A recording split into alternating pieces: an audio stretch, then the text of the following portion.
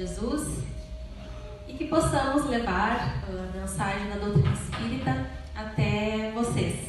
Não podemos estar fisicamente juntos na nossa casa, mas com certeza estamos tendo nesse momento o amparo da espiritualidade para continuar desenvolvendo o nosso trabalho. Hoje nós vamos falar sobre um tema que tem muito a ver com este momento que nós estamos vivendo, que a gente percebe muitos sentimentos negativos tomando conta da humanidade e de nós mesmos. E ao deixar que esses sentimentos ruins controlem a nossa vida, nós acabamos nos afastando de Deus e das coisas boas, desacreditando, porque como nós sabemos, o orgulho é o maior óbice que nos liga, ao amor de Deus, do nosso Criador, e nos impede de nos conectar com o alto. Quando acontece algo, por exemplo, que nós julgamos injusto, é comum, muitas vezes, nós sentirmos raiva. Mas muitas vezes esse sentimento pode se transformar em algo muito maior, se nós alimentarmos. E nasce então o desejo de vingança, que nos incapacita de desenvolver grandes virtudes como o perdão. Muitas pessoas, ao serem feridas, passam a dedicar a sua vida para destruir a vida do outro. E o que acontece é que acabam por destruir a sua própria vida, porque param de viver e não constroem nada, a não ser sofrimento, mágoa e, consequentemente, atraindo doenças para o seu corpo físico. E como nós sabemos, isso não termina na existência corporal. Nós levamos conosco e damos continuidade a um processo profundo de obsessão, que antes era de encarnado para encarnado e passa então a ser um processo obsessivo de desencarnado para encarnado. Mas se nós cremos em Deus, como nós afirmamos crer, nós deveríamos saber que Deus é soberanamente justo e que a justiça divina sempre será aplicada. Mas ainda assim, nós não nos conformamos e nós passamos a agir e a fazer justiça com as próprias mãos, acreditando que a nossa justiça, a justiça vingativa, é mais justa que a justiça de Deus, mesmo sabendo que a única justiça é a dele. Porque enquanto nós julgamos fatos pelas aparências, pelas circunstâncias, a justiça divina abrange um contexto muito maior do que isso, um contexto muito mais amplo. No livro Boa Nova, psicografado por Chico Xavier, Humberto de Campos vai nos trazer um relato entre Jesus e o seu apóstolo Tiago Menor, aquele que ficou ainda atrelado às leis de Moisés. E nesse diálogo, então, Jesus vai nos esclarecer exatamente sobre esse pensamento que nós temos, dessa justiça vingativa. Esse diálogo ocorre após Jesus conversar com Nicodemos, um homem muito importante que pertencia à casta dos fariseus. E Nicodemos então procurou Jesus para entender algumas coisas. Ele era um espírito de uma pessoa muito humilde, apesar de ser nobre. E Jesus explica a Nicodemos então os mecanismos da redenção, da purificação da alma através das vidas sucessivas, através da reencarnação. E depois de ouvir toda a explicação que Jesus dá a Nicodemos, Tiago se volta então, porque ele estava assistindo toda a conversa, Tiago se volta para Jesus e pergunta: Senhor, compreendo agora o mecanismo do resgate, mas observo que desse modo o mundo precisará sempre do clima do escândalo e do sofrimento, desde que o devedor, para saldar o seu débito, não poderá fazê-lo sem que outro lhe tome o lugar com a mesma dívida. O pensamento de Tiago, então, é: se matei, eu devo ser obrigatoriamente assassinado. Se eu feri, eu devo também ser ferido da mesma forma. Ou seja, a justiça vingativa. E Jesus, então, esclarece e pergunta para Tiago: dentro da lei de Moisés, como se verifica o processo da redenção? Tiago meditou um instante e respondeu: também está na lei escrito que o homem pagará olho por olho, dente por dente, o que nós conhecemos por lei de Talião. A lei de Talião, como nós sabemos, é uma lei humana, que ela foi criada para amenizar, na época, a vingança que existia, porque o povo era naturalmente turbulento e indisciplinado. Então foi necessário, naquela época, que houvesse uma lei severa de Moisés justamente para combater esses abusos. Porque naquela época, se alguém te ferisse, o vingador vinha e matava toda a tua família. Não bastava a vingança, ela era desproporcional. Então, justamente naquele momento, era adequado existir esta lei. E Jesus segue, então, respondendo para Tiago: também tu, Tiago, estás procedendo como Nicodemos? Como todos os homens, aliás, têm raciocinado, mas não tem sentido. Ainda não ponderaste, talvez, que o primeiro mandamento da lei é uma determinação de amor. Acima do não adulterarás, do não cobiçarás, está o amar a Deus sobre todas as coisas, de todo o teu coração e de todo o entendimento. Como poderá alguém amar o Pai, aborrecendo-lhe a obra? Contudo, não estranho a exiguidade de visão espiritual com que examinaste o texto dos profetas. Todas as criaturas hão feito o mesmo, investigando as revelações do céu, com o egoísmo que lhes é próprio, organizam a justiça como o edifício mais alto do idealismo humano. Entretanto, coloco o amor acima da justiça do mundo e tenho ensinado que só ele cobre multidão dos pecados. Se nos prendermos à lei de Talião, somos obrigados a reconhecer que onde existe um assassino, haverá mais tarde um homem que necessita ser assassinado.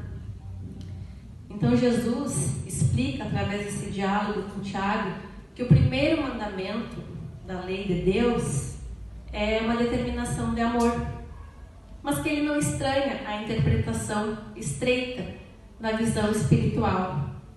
E por isso, por essa limitação em interpretar a lei na visão espiritual, nós acabamos procedendo igual Tiago e criamos a nossa justiça. Ficamos atrelados à lei da Talião, ao olho por olho, dente por dente.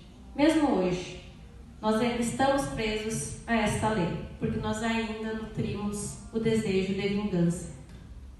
E Jesus continua: com a lei do amor, porém, compreendemos que o verdugo e a vítima são dois irmãos, filho de um mesmo pai. Basta que ambos sintam isso para que a fraternidade divina afaste os fantasmas do escândalo e do sofrimento. Então Jesus nos esclarece que não há, nesse caso, agressor e nem vítima, porque nós somos todos irmãos, filhos de um mesmo pai. Quantos de nós aqui passamos por inúmeras reencarnações com os mesmos espíritos, com as mesmas pessoas, apenas trocando de posição?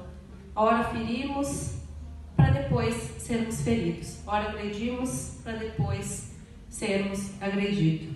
E é isso que é o olho por olho, dente por dente. Então nós podemos entender que nós não somos vítimas. E mesmo assim, muitas vezes, a gente ainda pensa: por que Deus permitiu que a gente fosse ferido? E se a gente pensar, todos os nossos relacionamentos são consequências da nossa relação com Deus. E por isso que é comum nós nos questionar: por que Deus permitiu? Por quê? Por que deixou que eu fosse vítima? E então, confiando mais nas nossas mãos, no nosso senso de justiça, do que na justiça divina, nos afastamos da justiça divina e adotamos a nossa justiça, que é a lei de Talião. Que nem nos disse Jesus no diálogo com Tiago, organizamos a justiça como o edifício mais alto do idealismo humano. E assim então começam os ciclos reencarnatórios, porque a gente uma hora está de um lado, outra hora está do outro. Os nossos relacionamentos, na sua grande maioria, são espíritos que estão conosco há milênios, nos ferindo e sendo feridos por nós, porque a justiça pelas próprias mãos só é capaz de gerar mais sofrimento e mais dor. A dor expande a vida e o sacrifício liberta, nos disse Cipriana em uma lição trazida no livro Mundo Maior, de André Luiz, psicografia também de Chico Xavier. E nesse livro nos traz o episódio em que a Cipriana foi chamada pelo benfeitor Calderário para auxiliar em um processo obsessivo profundo de vingança, de pai para filho, em que o filho havia assassinado o pai para ficar com seus bens. Então Calderário, o benfeitor, assume para André Luiz que ele não tinha a menor condição de lidar com tamanho sentimento de ódio e que somente um coração puro, que amasse muito, seria capaz de desatar esses nós que há muito tempo estavam nesse ciclo de escravidão. E Cipriano então diz o seguinte: muitos retiram do sofrimento o óleo da paciência com que acendem a luz para vencer as próprias trevas, ao passo que outros extraem do sofrimento pedras e espinhos de revolta com que se despenham nas sombras dos precipícios. E o que ela quer dizer com isso é que chega o sofrimento até nós. E nós temos duas reações: retribuir na mesma moeda, no processo nesse ciclo de escravidão, de vingança, ou entrar no ciclo progressivo do perdão, nos elevando acima dos nossos agressores e perdoando. O perdão não é uma coisa simples, senão seria muito fácil. E a gente não precisaria estar aqui hoje falando sobre isso. Há processos divinos em andamento. Todas as situações em que Deus nos permite passar sempre têm o objetivo de evolução, de nos fazer crescer e de aprender com tudo isso que nos acontece. Porque quando alguém consegue adentrar na nossa esfera e nos agredir, não é por acaso. Talvez nós tenhamos dado causa a isso no passado. Talvez tenha sido nós que começamos esse ciclo novamente. Então, quando alguém nos atinge, é porque há propostas de crescimento espiritual através da única via efetiva, que é o amor, através do perdão. Porque só o amor vai nos permitir perdoar.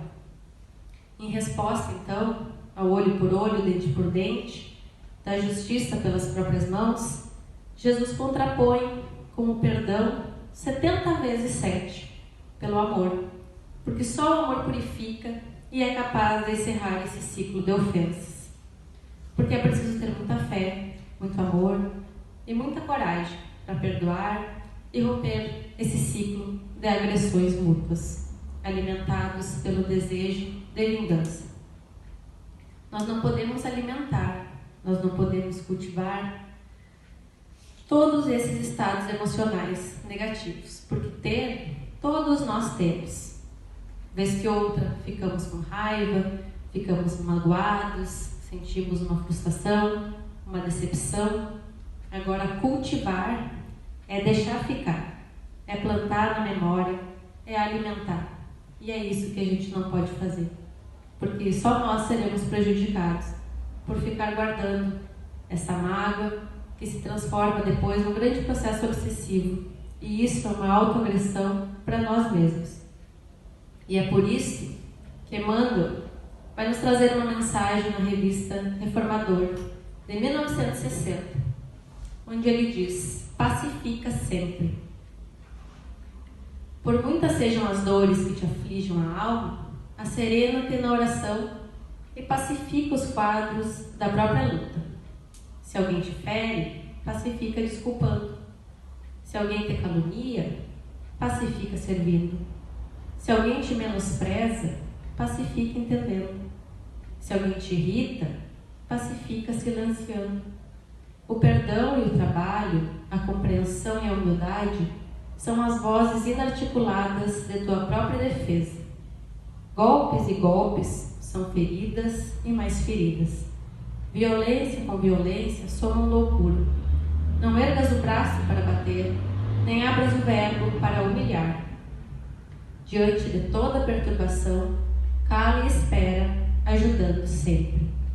O tempo sazona um fruto verde, altera a feição do charco, amolece o rochedo e cobre o ramo fanado de novas flores. Censura é clima de fel. azedume é princípio de maldição. Onde estiveres, pacifica. Seja qual for a ofensa, pacifica. E tu perceberás, por fim, que a paz do mundo é dom de Deus, começando de ti. E é por esta razão que depois de ser ofendido, humilhado, traído, abandonado, difamado, as palavras finais do Mestre foram palavras de perdão. Era a lição derradeira de um guerreiro que não impôs uma espada para ferir, porque a verdadeira luta da nossa evolução espiritual é devolver o mal com o bem. Do contrário, nós estaremos sempre nos prejudicando e alimentando esse ciclo de agressões mútuas conosco mesmo, porque nós somos o nosso próprio adversário. Atacar, revidar é muito mais fácil, mas o ciclo vai continuar. Por isso Emmanuel nos diz: pacifica, porque a paz de Deus, paz no mundo, é dom de Deus, começando de ti, porque começa de cada um de nós. Nós sabemos que não é nada fácil calar diante da ofensa, mas aos poucos, se a gente entender que isso só nos faz bem, a gente vai acabar entendendo essa mensagem que Emmanuel quis nos deixar e que Jesus quis nos deixar há muitos anos atrás. Então, irmãos, o perdão é a melhor resposta, que nós saibamos absorver os impactos, as pedradas e todas as ofensas, assim como o nosso Mestre, modelo e guia, nos ensinou. Jesus, com certeza, foi a prova que a humanidade vale a pena. Então, não desanimemos e que possamos perdoar sempre. Muito obrigada.